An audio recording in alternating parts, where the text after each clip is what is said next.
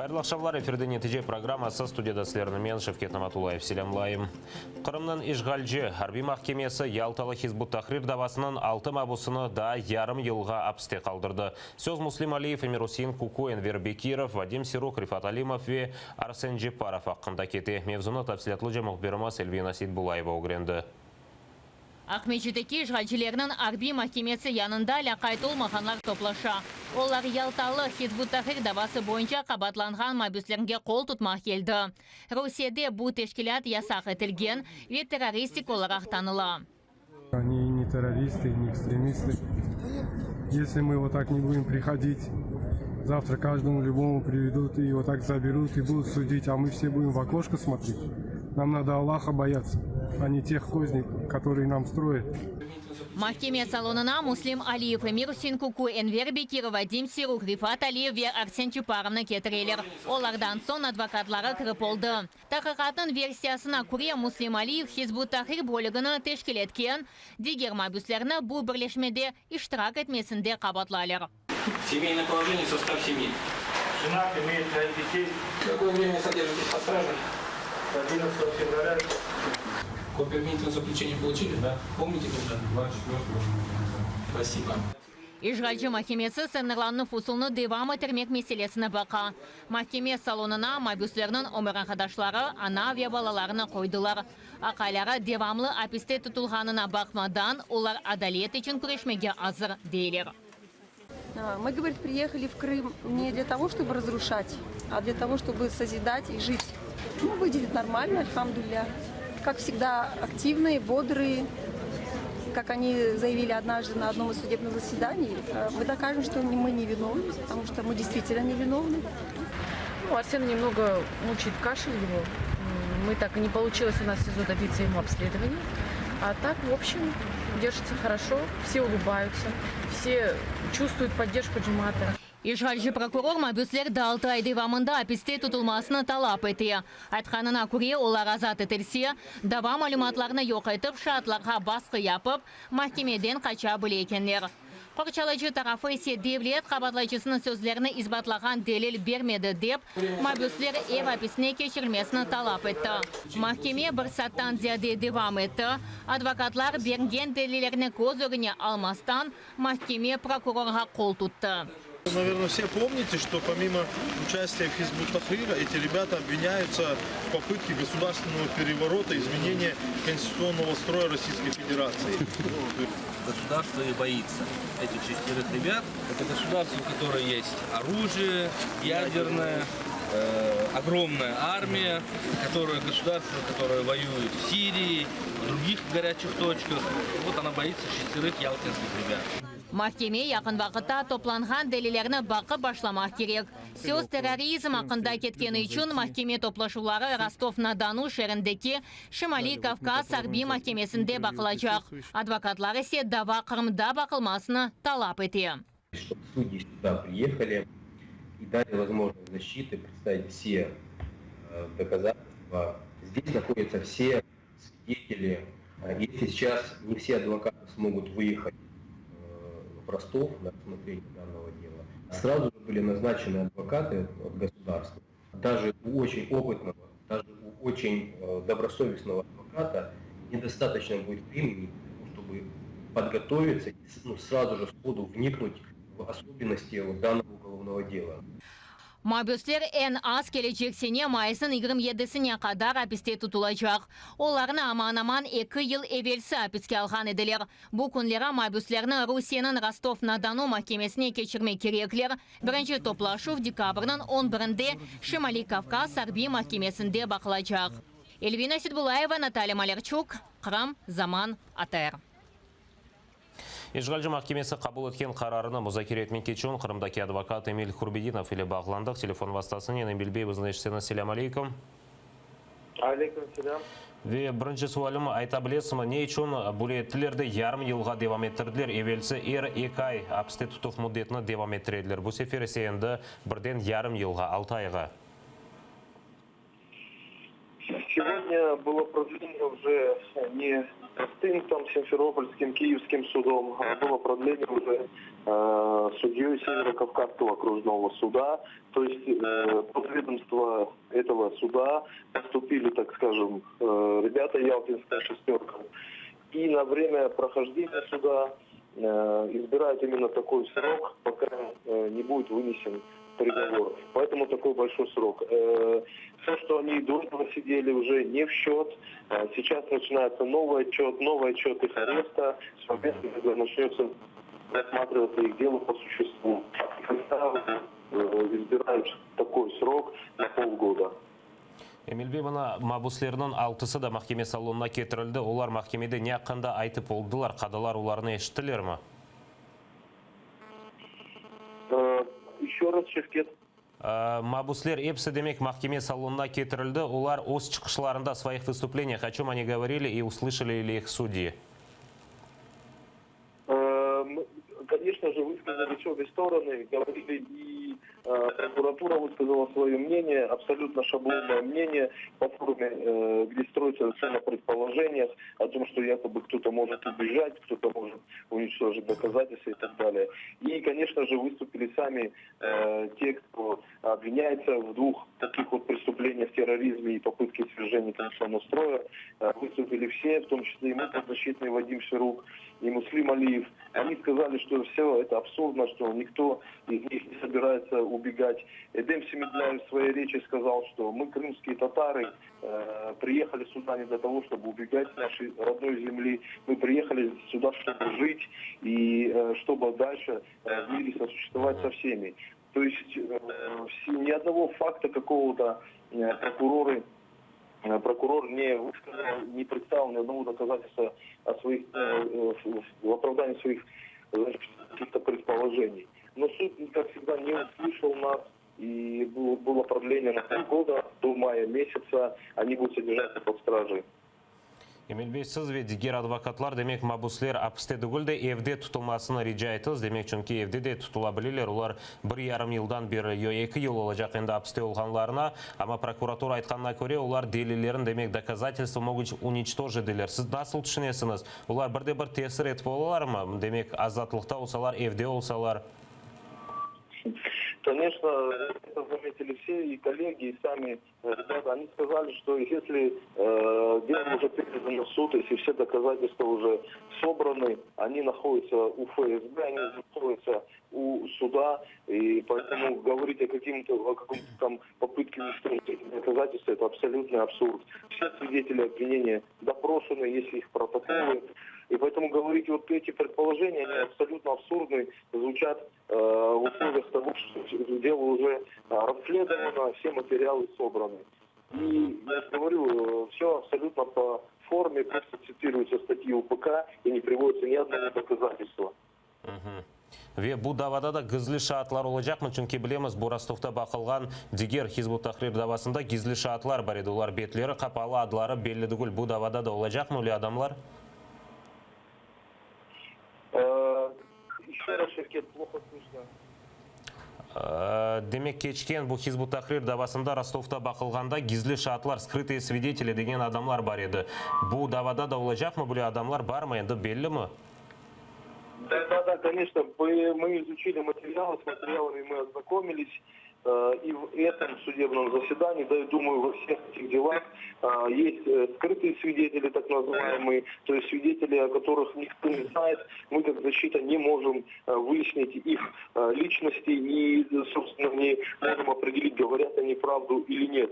Дело в том, что этих свидетелей никто не показывает, и предположение прокуратуры и суда, что их жизни под угрозами, тоже никак не обосновываются стороной обвинения. Это такой спасательный круг, я об этом много раз говорил, это спасательный круг для обвинения. Когда дело начинает разваливаться, оно обязательно будет разваливаться в суде, выходит этот свидетель, и все пробелы, которые не смогла, сторона обвинения стоять в суде, все пробелы эти заполняются. И это абсолютно шаблонный тип этих свидетелей, и по этому делу это тоже будут скрытые свидетели. Вемелвес соңки суалы мына білгенімізге көре декабрінің 11-інде махкеме енді Ростовта бұл даваны бақы башлайжақ ве адвокатларының бір анда барып олajaq мы, имканлары олajaq мы бармаға? Да, действительно, 11 декабря назначено закрытое. Это первое будет предварительное слушание. Мы будем ходатайствовать о том, чтобы было выездные суды. Дело в том, что такой формат проведения судебных заседаний в отдаленной местности – это дополнительные финансовые расходы для семей, это временные расходы для адвокатов, и этим может злоупотреблять сторона обвинения. И мы будем говорить, что это нарушение права на защиту, мы об этом высказывались. Есть тем более те, кто заявил ходатайство о переводе на крымско-татарский, крымско-татарского языка. Это абсолютно нам будет устраивать такая форма судопроизводства в отдаленной местности и будет дополнительным грузом для семей, дополнительным грузом для защиты. Это не будет паритетных сторон, это не будет абсолютно сторона обвинения, которая находится в Ростове-на-Дону, она спокойно приезжает туда. Сторона защиты, которая только ознакомилась с материалами дела, она должна искать здесь доказательства, искать свидетелей, но будет занята тем, что будет туда ездить и только несколько суток будет уходить на дорогу. Это, конечно же, на наш взгляд, очень сильно усложняет работу защиты. Эмилбек, çok sağ olun. Yayınımızға қошылғаныңыз үшін ве тәфсилатлы айтып бергеніңіз үшін сережілерімізге қатырлатам адвокат Эмиль Курбединов бүгін ишғалжілер Ялталы Хизбут Тахрир давасының иштиракчыларына 6 айға апыс міндетіні девам еттірген ақында айтып берді. Біз yayınımызны девам етеміз. Халқара Аққорчалайжы тешкілаты Эмирусин Кукуға онлайн қол тұтып акциясыны башлатты. Amnesty International векілері иштимайы ақ қоланыжыларына Free Kuku хэштегі ile yazı yapmaға теклиф еті. Бұл шаяр Хизбут Тахрир давасына диққат желп етіп, Эмирусин Кукуве қорантасына қол тұтмаға имкан берірделер. Free Kuku böyle hashtagнен içtimai ağlarının Facebook sayfası bugün sabah oldu. Sabah saat 9'da Эмирусин Kuku ve onun korantasına kol tutmak için online акція başlandı. Власне, дуже просто, звідси можна просто скопіювати повідомлення разом з посиланням на нашу петицію, тому що ми не лише шеримо хештег, ми так само закликаємо залишати підписи на підтримку Еміра Хусейна Куку. Bu акция teşkilatçılarının bildirgeniне ko'ra, onun keçirilişi tek Эмирусин Кукуға değil de Кремльнің bütün mabuslarına kol tutmak için keçirili. Ця онлайн-акція триватиме сьогодні цілий день.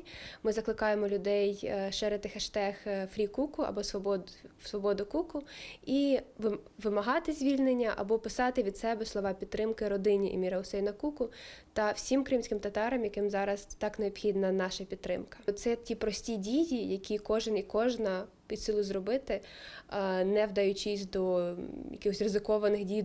Amnesty International Ukraine adlı teşkilatının azaları bu aksiyaga içtimai ağlarda koşulmağa teklif eteler. Çünkü Kreml'nin mabusları hakkında bütün dünya aytsa, onlar için bu sanki amayıl ola. Bundan da gayrı işgalciler böyle mabuslarga karşı çekiştirу hareketlerini kullanmaylar. Крим ризикує стати такою, знаєте, темною плямою, і ніхто не буде знати, що там відбувається. Важливо постійно тримати увагу на ситуації в Криму, як увагу української спільноти, так і увагу міжнародної спільноти. Тому що саме міжнародний тиск – це те, що має потенційно можливість повпливати на ситуацію, хоча б якимось чином полегшити її. Эмирусин Куку'nu da 6 ay hapiste kaldırdılar. Böyle karar alıngan kunu Эмирусин'in kızı Safiye'nin doğan kunu oldu. Safiye endi ikinci kere öz babasını kucaklap olamay.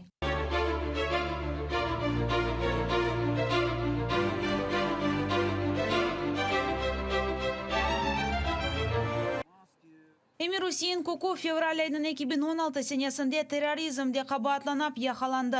O vaxttan beri o hapiste buluna. Öz korantasının o tek bir kere ko'rishdi.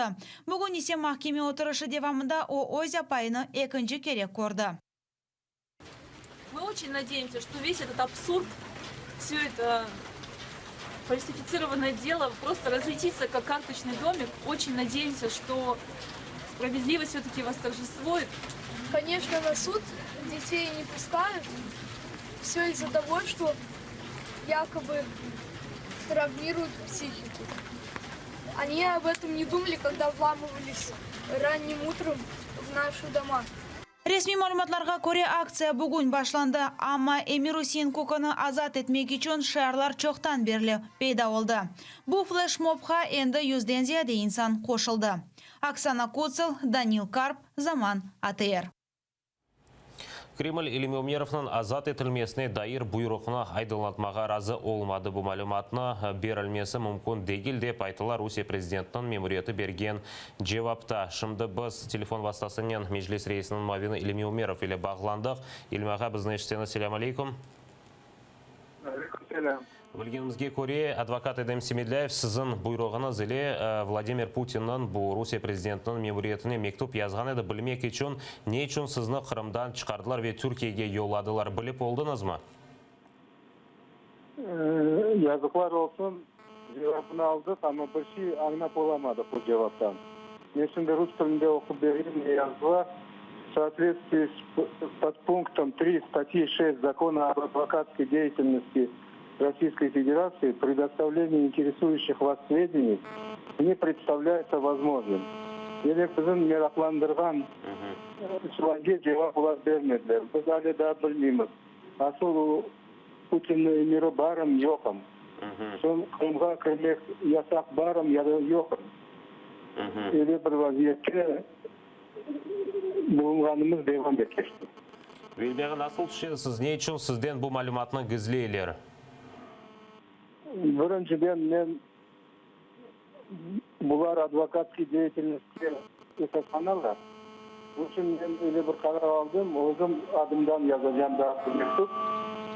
Ve bakar şahsi men өзіме сол cevap verebilirim. Çünkü mağa менің hakkında olgan emir, men hakkım vardır onu okumağa, bilmege ve son bir şeyge taslanıp hareketler yapmağa. Çünkü meni esas istediğim Kırım'a kaytmak. Men isteyim Kırım'da yaşamağa, istemeyim tışta yaşamağa. Ve sizda bilip olmayız, yasak var mı yok mu? Çünkü da bu cevapta da belli olmadı. Yok, endi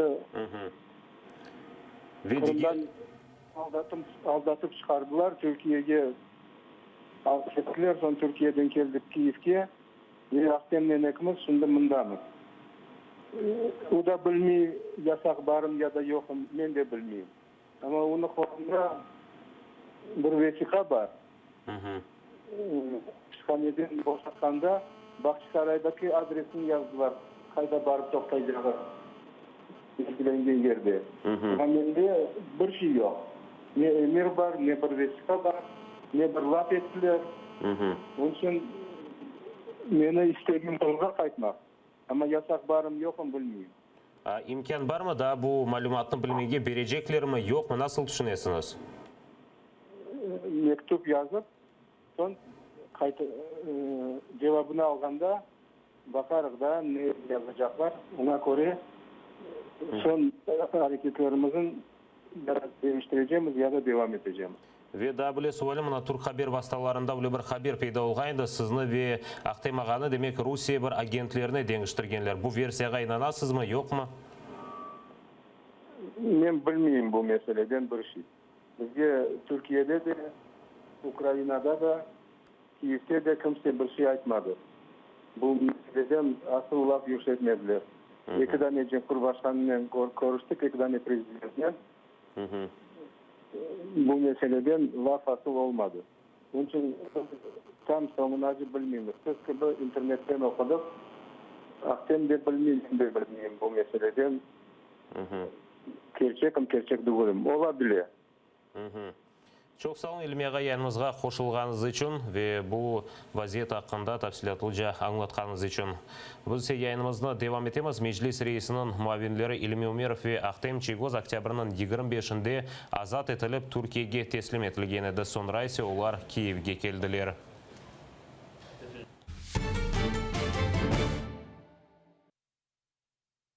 Milli Azlıqlar forumunda Qırım-Tatar Maliyye Merkezden vekili Elvir Sagirman'ın lafını Rusiyeliler bölmege istedi. Tedbir Женевада keçirildi. Elvir Sagirman öz çıkışında Qırımda işgalcilerinin Qırım-Tatarlarga karşı yapkan baskısı hakkında aytmağa başladı. Lakin çıkışının başında Rusiyeli iştirakçiler sözünü böldü. Forum başlığı bir kaç kere tenbelegen son işgalciler sustu.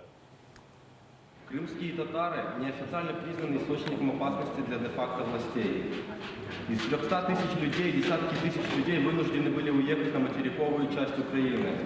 Большинство из них – представители молодежи. Их права ограничены.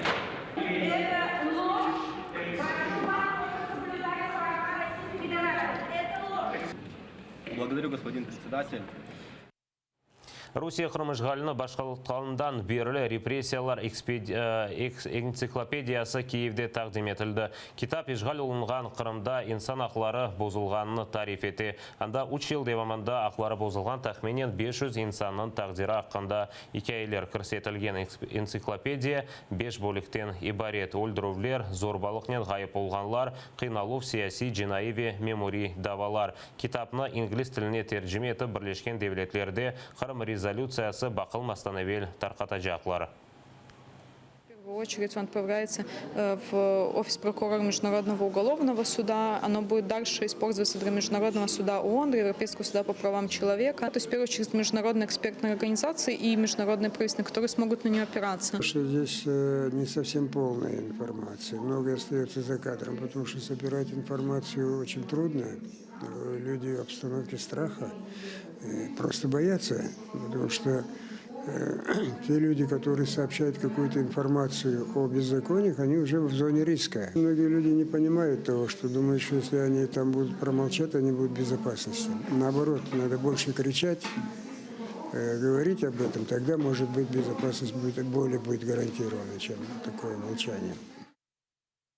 Ғайып болған ақында білдірілген Фонтаны Бурчухрак қасабасының сакины Лилия Нурлаева тапылған. О Қырымле меморий сыңғырына кечіп Новоалексеевка қасабасына келген. Демирьол вокзалында есе бала тапқан. Шымды Лилия Нурлаева қызынен берабер геническінің меркези хастаханесінде болуна.